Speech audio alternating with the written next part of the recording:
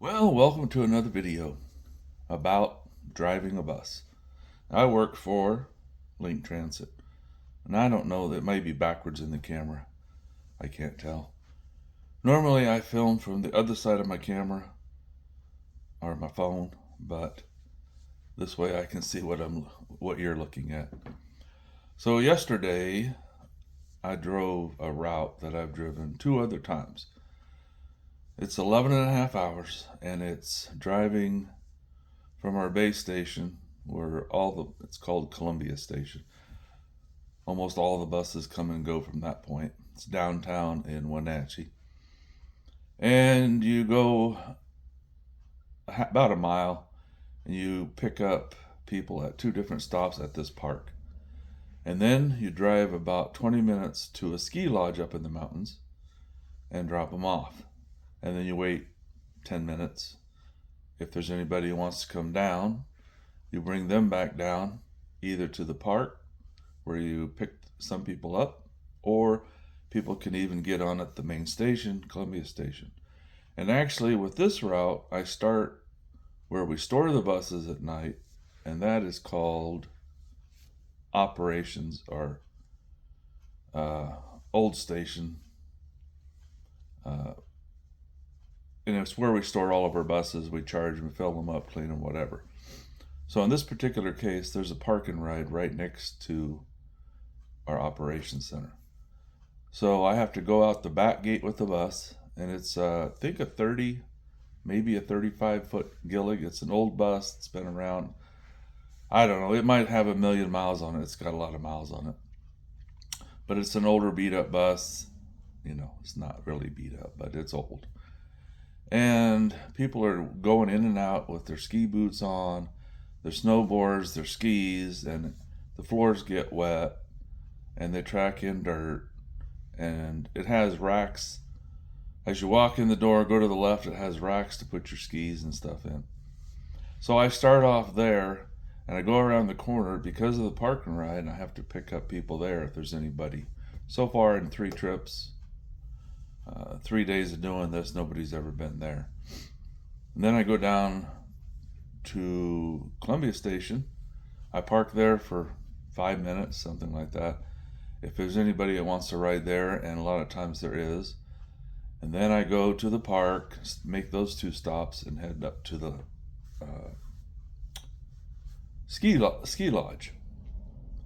Now, the first time I did this route, it's 11 and a half hours. They used to have an hour break in. They eliminated one of the routes, or one of the runs, and you had an hour break in between.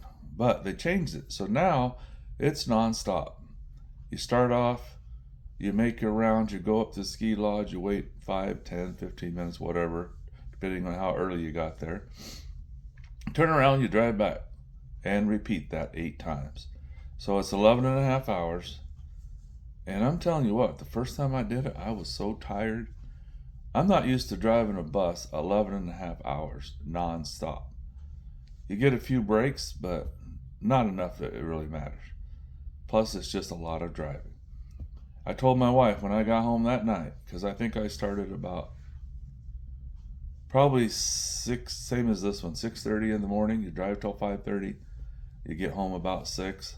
So you leave early so you can get there early, because if you're late, guess what? If you're late to go drive your bus, you won't be driving the bus.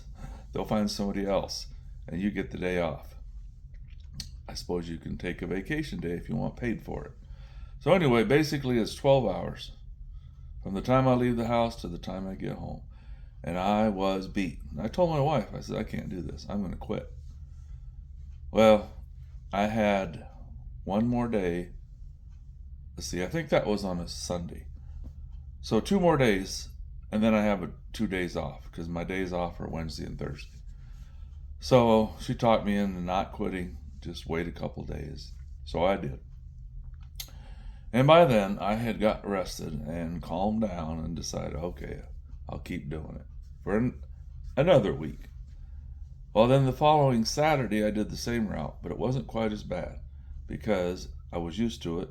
I knew what to expect, and by now I'm getting more used to driving the bus for longer periods of time, like 8-10 hours. And this one, you don't have to drive around in circles around town and looking for people at every bus stop and put on, people with wheelchairs and strollers and walkers.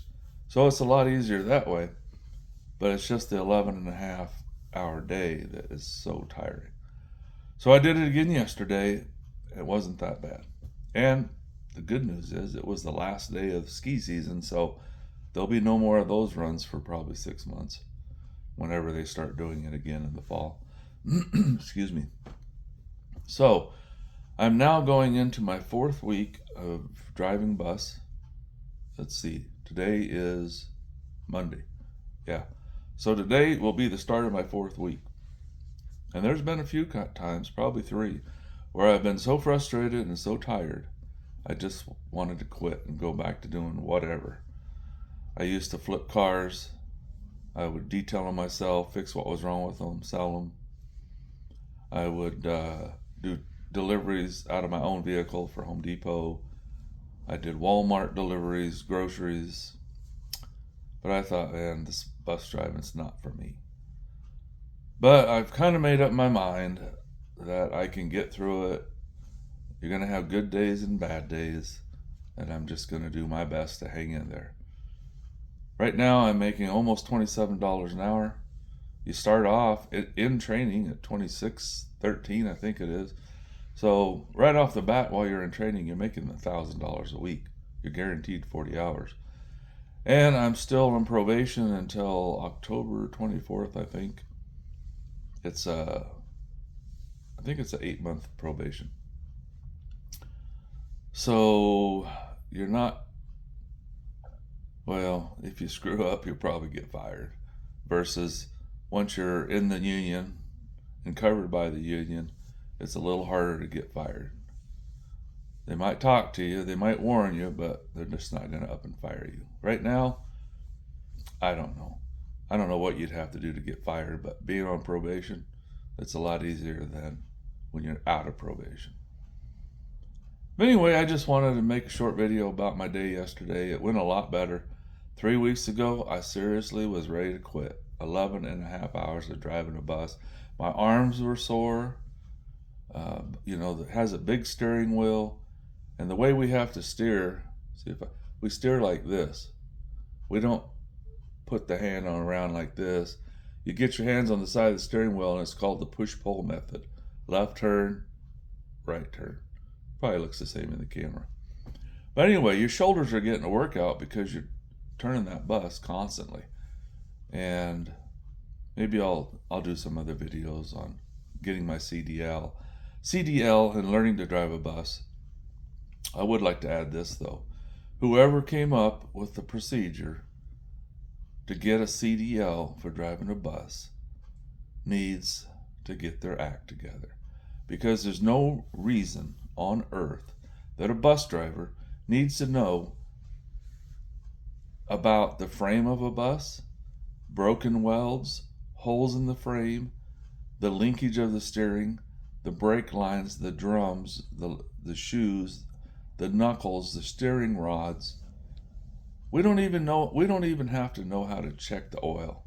We sure don't need to know how to change it. Of course, they don't do that. But in the CDL, to pass your CDL test, you have to memorize word for word all of this stuff about stuff that you're never going to use or ever talk about again in your life. We're not mechanics, we're bus drivers.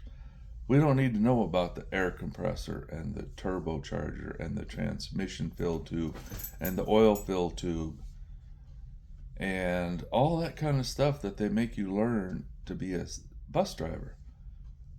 You're supposed to talk about stuff to the examiner that you can't even see. You're supposed to say, the linkage is good, there's nothing loose, missing loose nuts or bolts. The airlines are not cracked, the brake drums are in good condition, the linings are good. You can't see any of that stuff. So get real, eliminate it from the process. We should spend more time learning how to drive a bus, whatever bus you're going to be driving, whether it's a school bus or a transit bus or a Greyhound bus spend a lot more hours teaching you about that than how to memorize crap that you're never going to talk about or see or even need to know. You have to know about the tread depth on the tires and about the lug nuts. Excuse me. Now I can see that. You're walking around the bus and you see that the tires on the bus are bald. Well, yeah, that'd probably be good to know. But guess what? We have mechanics. They go over those buses. They change the tires. They check the tires. They check the oil. They clean the buses. They do all that stuff. So a bus driver doesn't need to know about it. Sorry for my rant.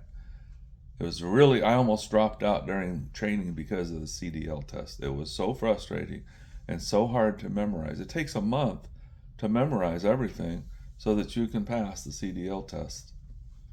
So if you can get through that, and then you have to go drive for a few weeks with other drivers to learn how to drive a bus properly in real life, not just on some test.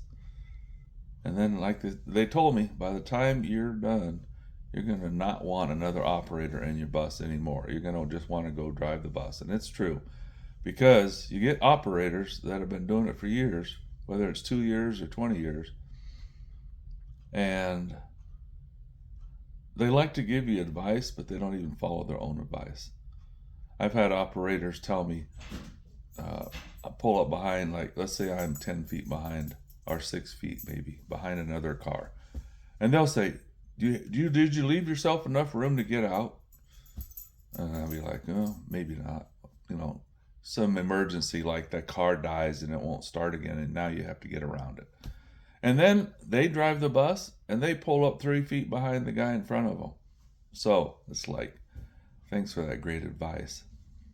Anyway, I could go on, and I probably will in another video. This is my second video. I'll post it, and I'm still thinking about starting another YouTube channel. It'll be called Driver Gym or something like that.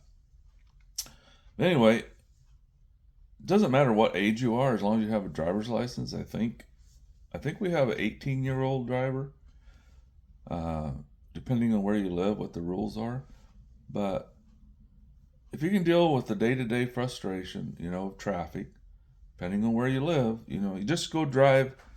You want an idea what it's like, just go get in your own vehicle and go drive around town for 8 hours. That'll give you an idea what driving a bus is like.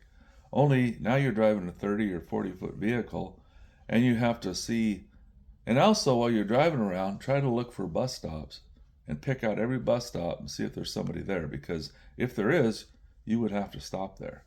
Or if somebody's on your bus and they want to get off at that stop, they're going to ring the bell and you're going to have to pull over or let them off on the street, depending on the location, because some places you can't pull into the bus stop.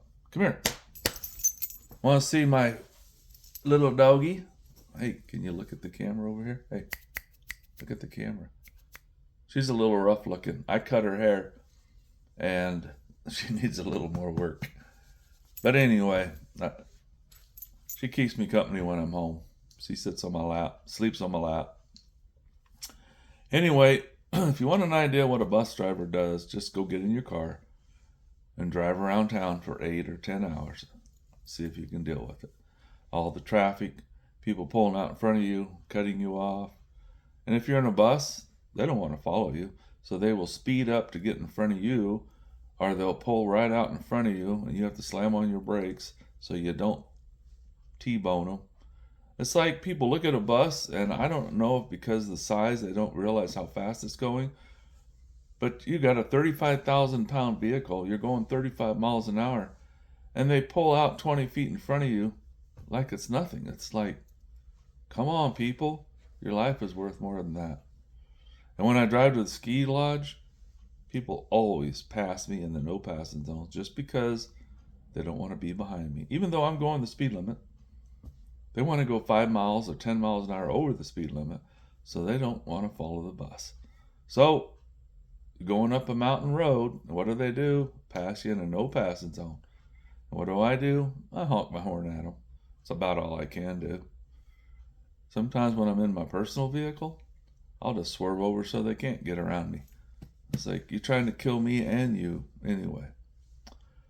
Well, welcome to Driver Jim's Bus Driving Life. I was just going to say, it's really not a bad job. Before, I was paying my own expenses to do Home Depot deliveries, and I was getting 15 to 17 miles a gallon in my Toyota truck and hauling stuff 80 miles this direction and then 80 miles back, 30 miles here, 30 miles back. Paid for my own gas, but I did get to write off 65 cents a mile for that. But I was putting hundreds and hundreds of dollars a week in gas. So, was it worth it? I don't know. But now I'm making $1,000 a week. My last several paychecks have been gross about $2,400. Take home between 19. It always seems to be about the same.